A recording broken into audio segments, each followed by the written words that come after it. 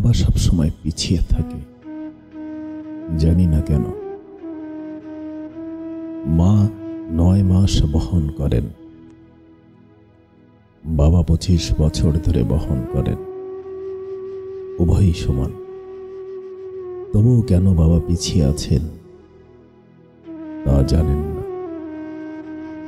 মা বিনা বেতনে সংসার চালান, বাবা তার সমস্ত বেতন সংসারের জন্য ব্যয় করেন।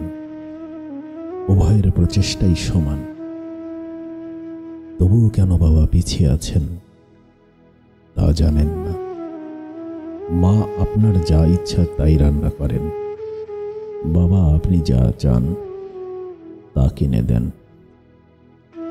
তাদের উভয়ের ভালোবাসা সমান, তবে মায়ের ভালোবাসা উচ্চতর হিসাবে দেখানো হয়েছে। জানি না কেন বাবা পিছিয়ে। ফোনে কথা বললে প্রথমে মায়ের সাথে কথা বলতে চান, কষ্ট পেলে মা বলে কাঁদেন। আপনার প্রয়োজন হলেই আপনি বাবাকে মনে রাখবেন, কিন্তু বাবার কি কখনো খারাপ লাগেনি যে আপনি তাকে অন্য সময় মনে করবেন না? ছেলে মেয়েদের কাছ থেকে ভালোবাসা পাওয়ার ক্ষেত্রে প্রজন্মের জন্য বাবা কেন পিছিয়ে আছে জানি না। আলমারি ভরে যাবে রঙিন শাড়ি আর বাচ্চাদের অনেক জামা কাপড় দিয়ে, কিন্তু বাবার জামা খুব কম। নিজের প্রয়োজনের তোয়াক্কা না করে তারপরও জানেন না কেন বাবা পিছিয়ে আছে। নিজের প্রয়োজন তোয়াক্কা করেন না, তারপরও জানেন না কেন বাবা পিছিয়ে আছেন। মায়ের অনেক সোনার অলংকার আছে, কিন্তু বাবার একটাই আংটি আছে যেটা তার বিয়ের সময় দেয়া হয়েছিল।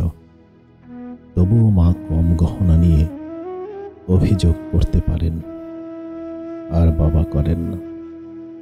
তারপর জানি না কেন বাবা পিছিয়ে। বাবা সারা জীবন কঠোর পরিশ্রম করেন পরিবারের যত্ন নেয়ার জন্য, কিন্তু যখন স্বীকৃতি পাওয়ার কথা আসে কেন জানি না তিনি সবসময় পিছিয়ে থাকেন। মা বলে, আমাদের এই মাসে কলেজের টিউশন ফি দিতে হবে, দয়া করে আমার জন্য উৎসবের জন্য একটি শাড়ি কিনবে। অথবা বাবা নতুন জামা কাপড়ের কথাও ভাবেনি। দুজনেরই ভালোবাসা সমান, তবুও কেন বাবা পিছিয়ে আছে জানি না। বাবা মা যখন বুড়ো হয়ে যায় তখন বাচ্চারা বলে মা ঘরের কাজ দেখাশোনা করার জন্য অত্যন্ত উপকারী, কিন্তু তারা বলে বাবা অকেজো। বাবা পেছনে, কারণ তিনি পরিবারের মেরুদণ্ড, আর আমাদের মেরুদণ্ড তো আমাদের শরীরের পেছনে। অথচ তার কারণেই আমরা নিজেদের মতো করে দাঁড়াতে পেরেছি।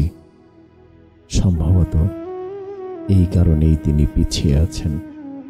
সমস্ত বাবাদেরকে উৎসর্গ করছি। সালাম জানাই পৃথিবীর সকল বাবাকে।